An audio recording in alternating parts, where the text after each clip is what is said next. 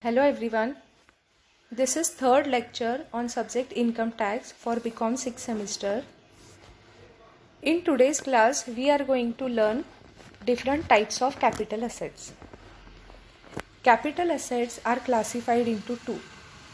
One, on the basis of nature of capital assets, and second, on the basis of period of holding of capital assets. Let us first understand the classification on the basis of nature of capital asset. On the basis of nature of capital asset, it is divided or classified into two. One is financial capital asset and second is non-financial capital asset. Now, what are financial capital assets? Financial capital assets are shares such as equity shares, preference shares, and securities such as debentures, government securities recognized in stock exchange, units of UTI, mutual funds, bonds, etc.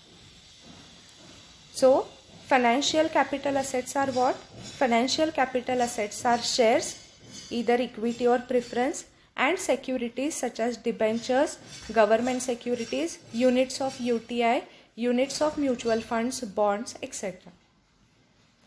Now, the second classification on the basis of nature of capital asset is non-financial assets. What are non-financial assets? All the other assets than the financial capital assets. Means all the assets other than shares and securities are treated as non-financial capital assets. And the examples of non-financial capital assets are land and building, plant and machinery, furniture, jewelry, etc. I hope it is clear to all of you. That is, capital asset is classified into two. One is on the basis of nature of capital asset and one is on the basis of period of holding of capital asset.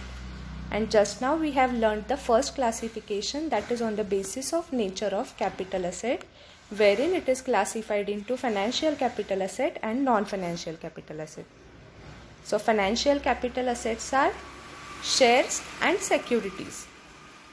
Shares are equity as well as preference, and securities are debentures, government securities, which are recognized in stock exchanges in India, units of UTI, mutual funds, bonds, etc.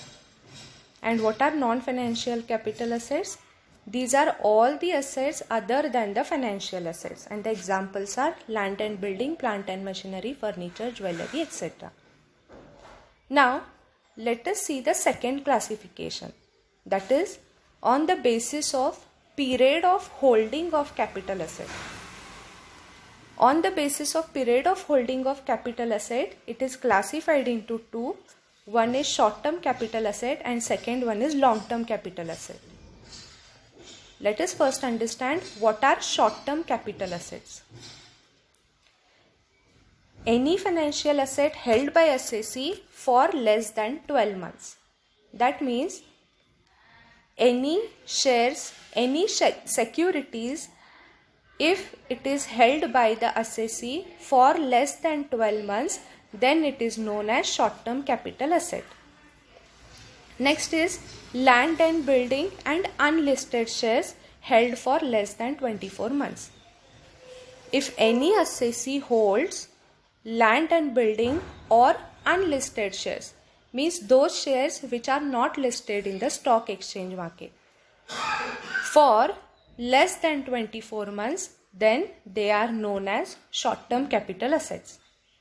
Next is any other non-financial assets held for less than 36 months.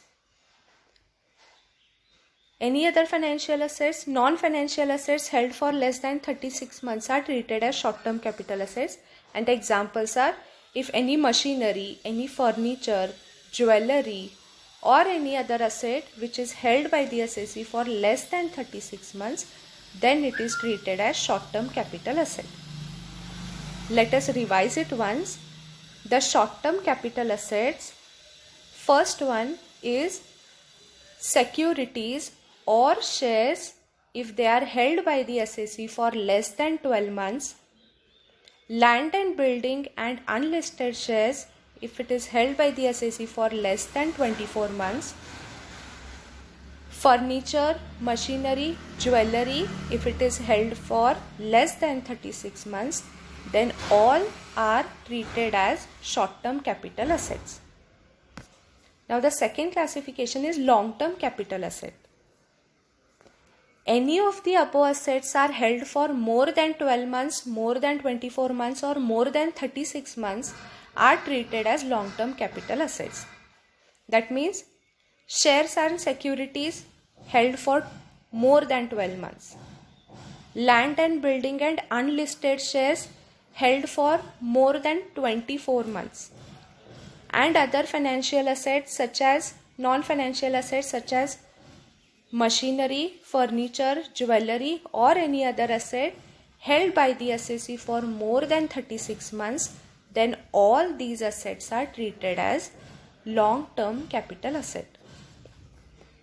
On the next slide, you can see the chart wherein the capital asset is divided into two, financial assets and non-financial assets. To the left hand side, you can see the financial assets are shares and securities, and right hand side you can see the non-financial assets are classified into two. One is land and building and another is plant and machinery, furniture, jewellery and other assets. In case of financial assets, that is shares and securities which are listed in stock exchange market in India, the holding period is 12 months. For non-financial assets, that is land and building, the holding period is 24 months. And non-financial assets, that is plant and machinery, furniture, jewellery and other assets, the holding period is 36 months. What you need to do is, you need to remember all the three holding periods.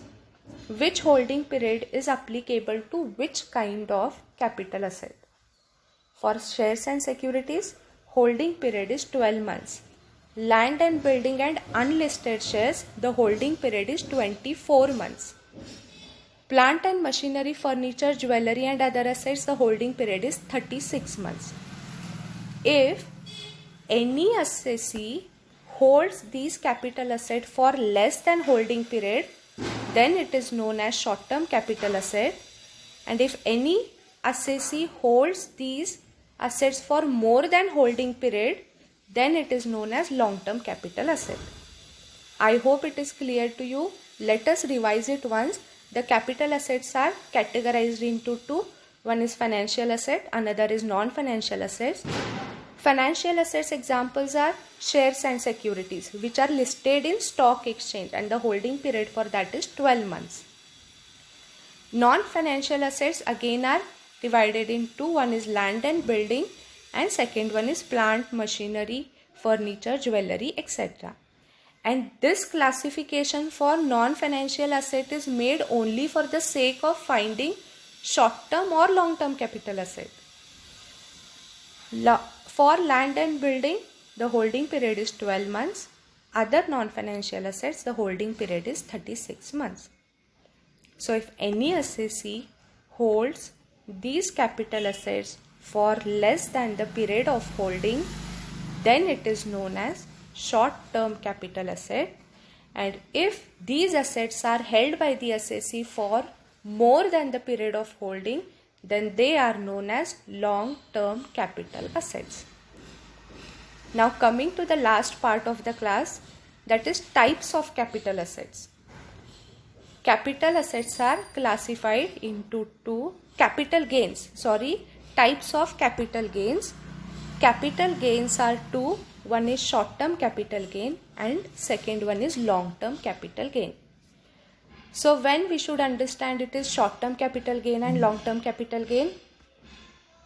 Short-term capital gain is understood when any gain arises on transfer of short-term capital asset.